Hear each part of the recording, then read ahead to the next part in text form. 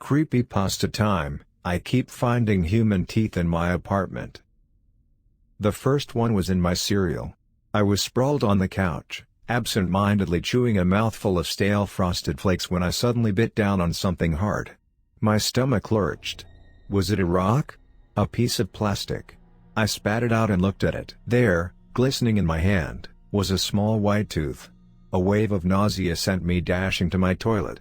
After a few painful minutes of dry heaving, I was in the kitchen, sifting through the box of cereal looking to see if there were any other disgusting surprises waiting inside for me. I didn't find any, but that didn't stop me from throwing the box in the garbage. I considered calling the company's number and screaming at a customer service rep, but honestly couldn't be bothered. I ended up resuming my morning routine and vowing never to eat a Kellogg's product again. However, that was far from the end of it. Over the next week, I began finding more and more teeth. A molar nestled in the back of my medicine cabinet, a chipped, white incisor under my bed. My mind reeled at the insanity of it all. It was a relatively new apartment. Had they been there from the very start? No, that didn't explain the one in the cereal. Despite my numerous attempts to rationalize the situation, I eventually had to admit what was happening. Someone was putting them in my apartment. The thought caused an electric burst of dread in my chest. Not just from my current, disturbing situation, but because of my past.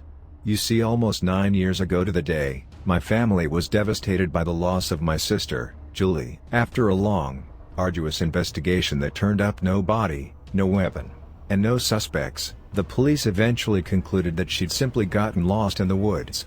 Despite that, my young mind remained convinced that some boogeyman had taken her. I spent the rest of my childhood terrified of the day the man who took her came back to finish the job. Eventually, with the help of a little counseling, and more than a little booze, I put it all behind me. But with each new tooth I found, I felt that fear returning, settling back in its place like an old friend. Needless to say, I immediately called the police. They collected the teeth for testing, about 6 or 7, and strongly suggested I get the locks changed. I immediately called my landlord to have him do just that, but was greeted by his wife instead. Hey, I said awkwardly. I'm Alex, one of Donnie's tenants. Is he there? Her voice was harried and tired. I can answer any of your questions. I've been handling everything while he recovers. Recovers? What happened to him? Well, she said, dragging out the word. There was an incident last week. He was mugged on his way to his car. I brought a hand to my mouth. Jesus. He'll be okay, right? He's got a mild concussion, but he should be fine. I felt a burning in my chest and realized I'd been holding my breath. I let it out but still felt a sense of unease. Donnie had been attacked last week. Exactly when I'd found the first tooth. I had an awful thought and asked her a question on a hunch. Can you indulge me, for a second? Was a master key one of the things that were stolen? No, of course, and she paused. When she spoke again it was with less conviction. I don't believe so. If you don't mind. Can you please double-check with him? She obliged and came back a few minutes later, relaying Donnie's message. He says yes, he may have had a copy of the master key at the time. Why, did you have a break-in? I told her the situation and she agreed to send someone over to change the locks as soon as possible. By the end of the day, I had a shiny, new keypad on my door. It did wonders for my state of mind, but the whole ordeal still left a black cloud of dread that persisted over the next few days. Had someone stolen a master key just to break into my apartment? The thought made my skin erupt into goosebumps. In an effort to shake off the constant anxiety, I ordered a few motion detectors online. When they finally arrived, I remember thinking the box felt lighter than it should have been. Unfortunately, I didn't think anything of it and opened it up. Nothing could have prepared me for what I found inside. 2 severed ears sat in the box, browned from decomposition. My stomach shifted violently and I dropped the box in disgust.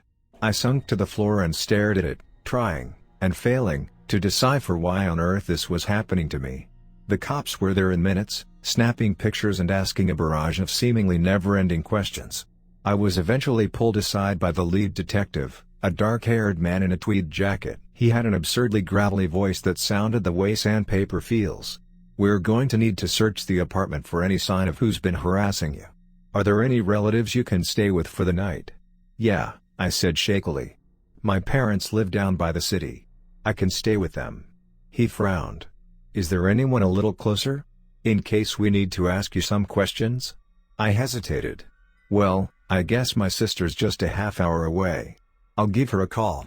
I was hoping could get through this without having to contact Luca, but it seemed I didn't have a choice. The end of my relationship with my big sister hadn't been loud or flashy. There was no massive argument that drove us apart forever. There was just the quiet unspoken agreement that we didn't need to be in each other's lives. Despite all this, I eventually found myself on Luca's front porch, overnight bag in hand. I winced when she opened the door. Luca and Julie had been twins, you see, and even after 9 years, I couldn't look at my sister without being taken back to that day. When she saw me, she looked puzzled, before quickly replacing it with a sort of strained excitement.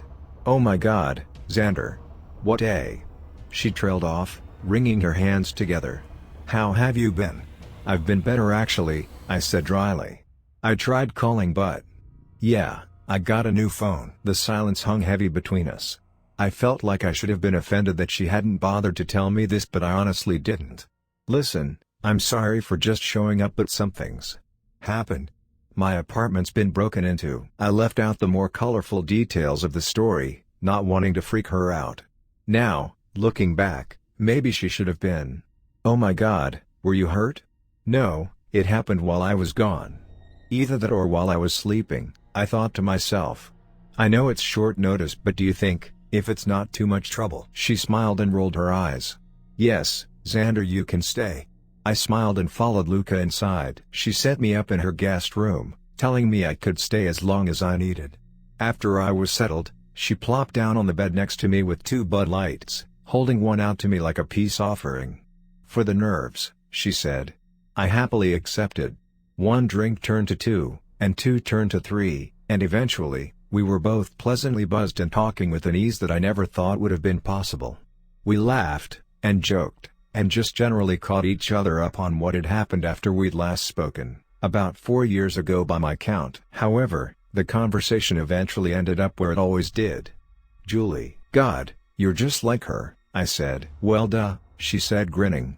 "We're twins. It's not just that, it's everything. The way you talk, the way you carry yourself." I smiled and nodded at her dice earrings, flashy and red. "Even your weirdo fashion sense." She punched me playfully and gazed out the window. "Yeah, I see her every time I look in the mirror." She sniffed. "The month she went missing, I'd wash my hands with my eyes closed just so I didn't have to see myself in the bathroom mirror." How stupid is that? I realized her eyes were shiny with tears and I laced our fingers together. "Not at all," I said. "Everyone said it'd get better but, it never did.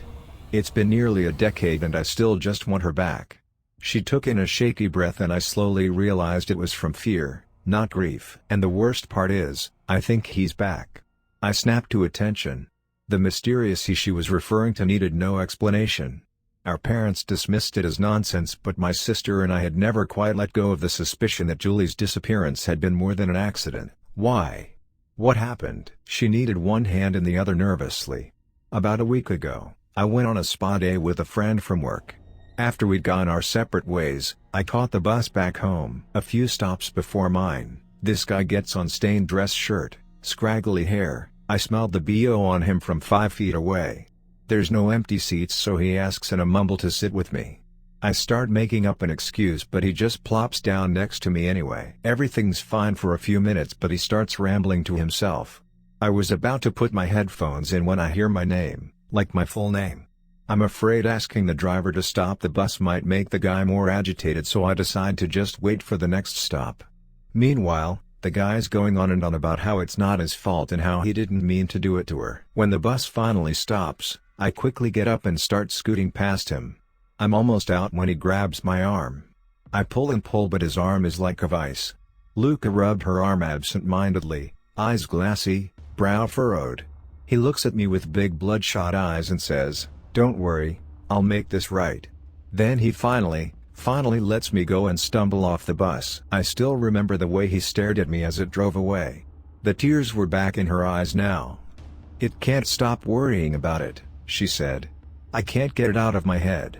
I opened my mouth to speak, but there was nothing to say.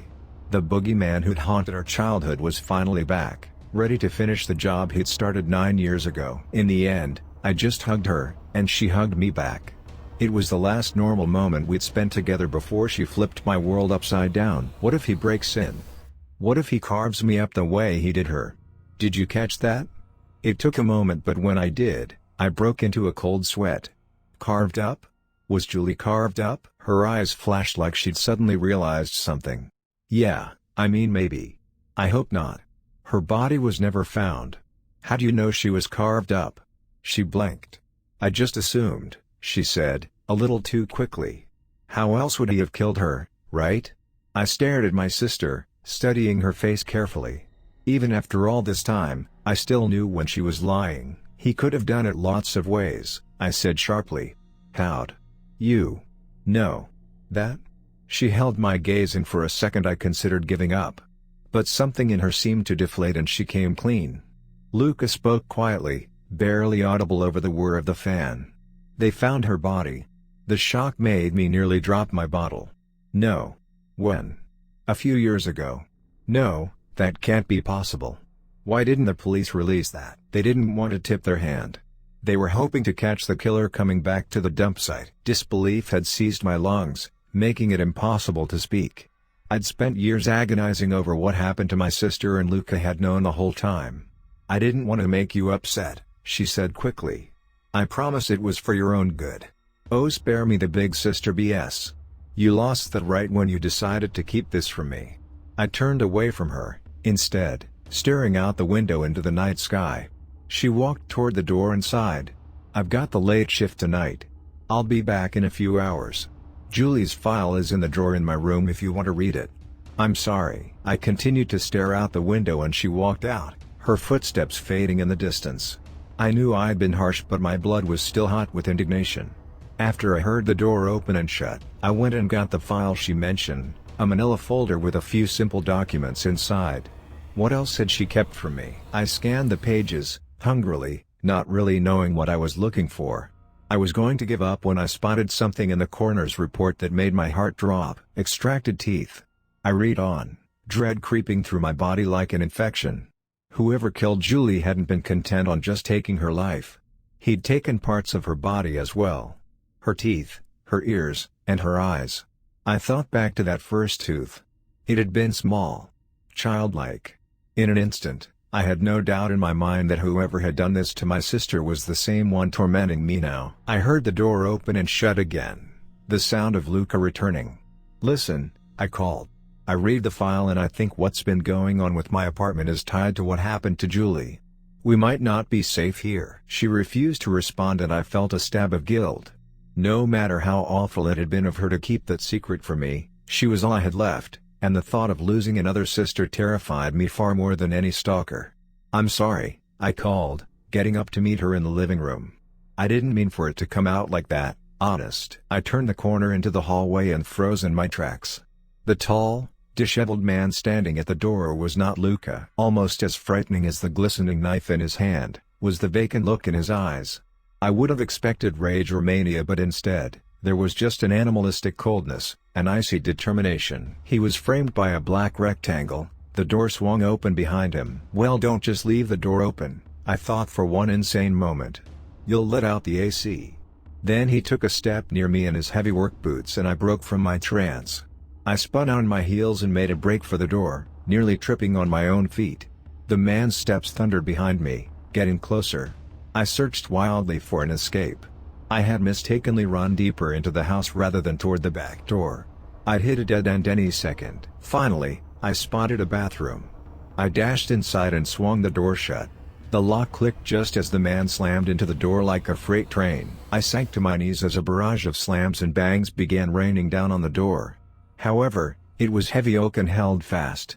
I pulled out my phone, my hands shaking like a leaf, and began calling 911. The smell of gunpowder. A ringing in my ears. The door was suddenly wide open, a gaping chasm where the doorknob used to be. The man stood before me, a pistol in hand.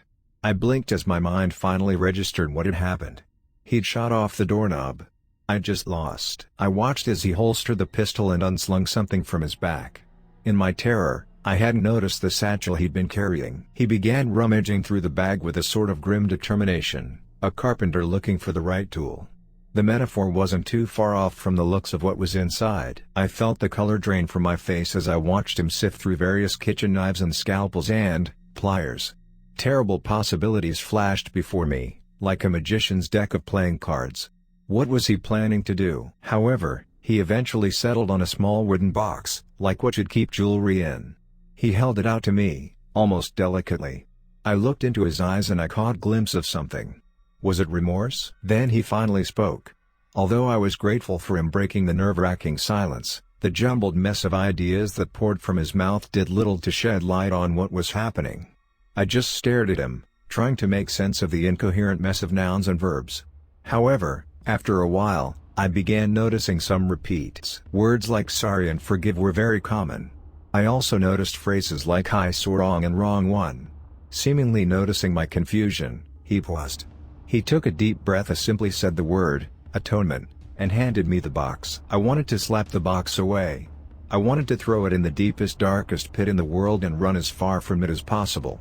But I knew the best way to not end up with a knife in the gut was to do what he said. I picked up the box and reluctantly opened it. Inside were two white lumps the size and texture of rotten eggs. I might even have been able to pretend they were if it weren't for the dark black pupils that dotted each of their centers. The man looked at me expectantly and I slowly stretched my face into what I desperately hoped passed for as a pleased smile. Childlike satisfaction colored the man's face, like a toddler getting a gold star. He put his knife back in the bag, zipped it, and stood up. I was feeling my heart rate slow when the man turned around slowly. "I'll be better from now on," he said. "I'll do better." And then he disappeared into the hallway, the stomps of his work boots fading into the quiet house. I felt something wet on my face. A look in the mirror revealed tears streaming down my face. What just happened? I noticed I was still holding that awful box. The box of what was left of my sister. Did he think this would make me feel better? In some twisted way, he thought he'd been doing a good thing, making things right. This explanation helped a bit, but there was still a dull twinge at the back of my mind. There was more to it than that, right? I saw wrong. Wrong one. I'll do better. Then I realized something that shattered my entire world. Luca and Julie were twins. He hadn't been sorry for killing my sister. He was sorry for killing the wrong sister. I stumbled to my feet on shaky legs and called Luca. It went straight to voicemail and I belted out a stream of curses. "Luca!" I screamed into the receiver. "Get in your car, go straight to the police station now. He's coming for you."